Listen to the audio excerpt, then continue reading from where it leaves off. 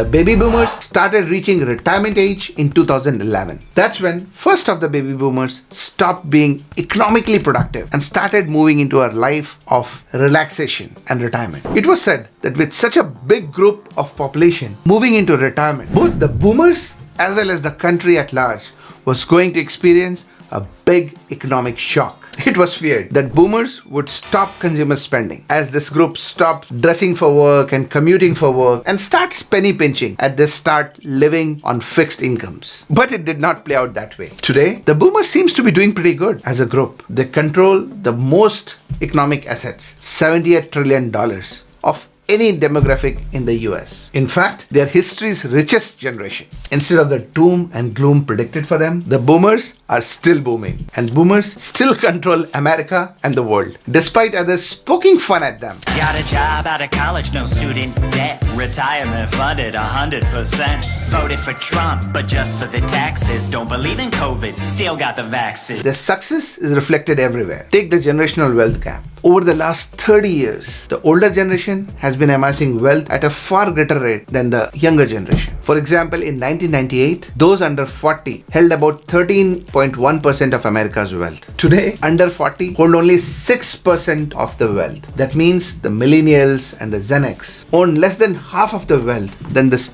baby boomers owned when they were at their age. Let's look at the wealth distribution by generation. As of 2021, the vast majority of countries' wealth, which is about 78%, is held by older generation. Baby boomers, coming out on top, own a whopping 52% of countries' wealth. The next is the silent generation, the much older generation. They have another 15% of the wealth. Gen X, which is between 41 to 56 years of age, they own about 27.6% of the wealth. Millennials, on the other hand, those between 25 to 40 years, own only 5 to 6% of countries' wealth. Finally, let's look at real estate ownership, which is a very good reflection of wealth and prosperity in the US. As of 2021, baby boomers owned 44% of all real estate in US. Gen X owned 31%, while millennials own about 11%. And don't forget the silent generation, they also owned about 13 to 14% of the real estate. So how did this happen? The boomers managed to transform their biggest challenges into opportunity. And there is lesson in this for all of us to learn from the boomers. First is living within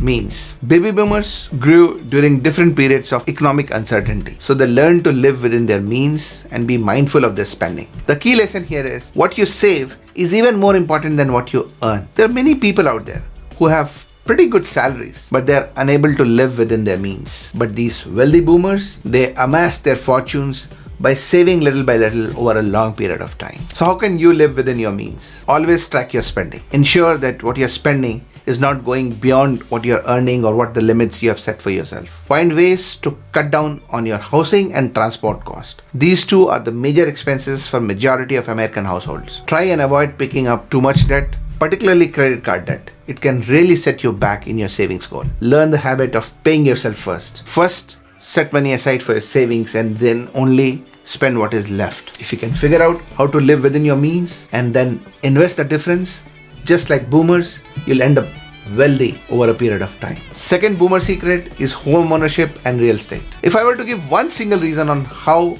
baby boomers got so rich, it'll be real estate. Boomers took advantage of a relatively stable housing market over their lifetime. Owning homes provided stability and allowed them to build equity over a long period of time. Most boomers also prioritized paying off their mortgage before they actually retired. This significantly reduced their living expenses during retirement, leaving them with a significantly larger spending power in retirement. The third trick in baby boomers' arsenal was long-term investments. Most baby boomers understood the power of compounding. They invested early and consistently, allowing them to build wealth over a period of time. See, the generation before baby boomers had what is known as defined benefit retirement plans. In layman terms, they had assured pensions from their companies in retirement. So after a lifetime of working with typically a single company, singular employer, they were assured that they will be paid some pension in retirement. Often the money wasn't much, but they had at least a guaranteed income around which they could plan their later life. But companies were struggling to meet their pension obligations to all these retirees. So in 1974,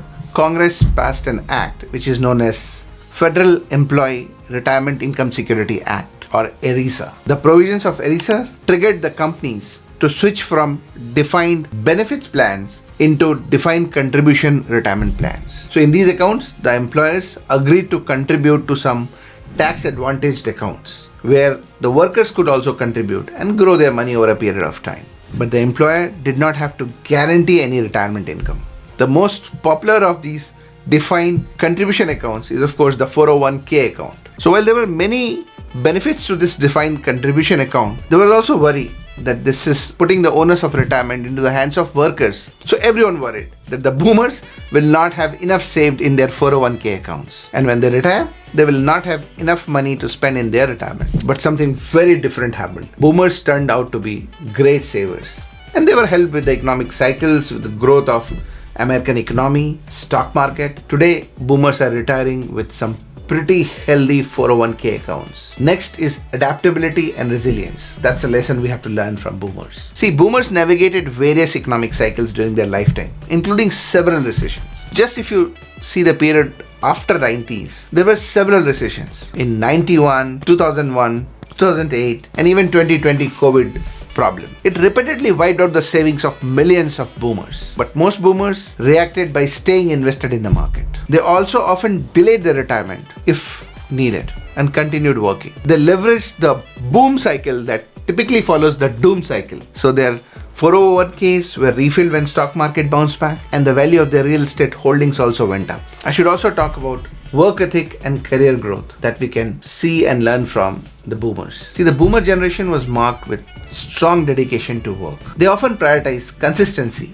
and commitment, even over flexibility that today's generation really prizes. The work ethic of baby boomers was deeply rooted in their own struggles as they had grown up during time of economic uncertainty. So they valued holding on to their jobs. And because of that work ethic, the baby boomers steadily climbed the career ladder, and their strong work ethic often inspired younger generation. So they were giving big positions in companies. Next important lesson is family and community support. Baby boomers understand that solid relationships are fundamental to a happy and rewarding life. They have firsthand seen the rewards of valuing and investing time and effort in relationships that provide a sense of belonging, a sense of community. That in turn allows one to focus on economic goals. And final lesson that I'm learning from baby boomers is about philanthropy and giving back. See, there has been some misconception about boomers. One of that is that boomers are greedy and self-centered, the me generation. But contrary to this belief,